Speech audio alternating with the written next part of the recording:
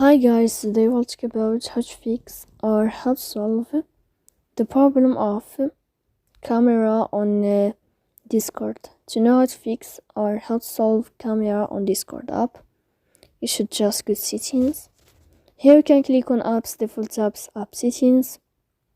Then you will enter to Discord. After that you can click on first app and you can click OK. Here we'll enter to the window of storage. Then you can click clear cache. Don't click clear data because that can cause the errors or can delete your account. Here you can turn off your Wi-Fi and you can turn on your Wi-Fi again.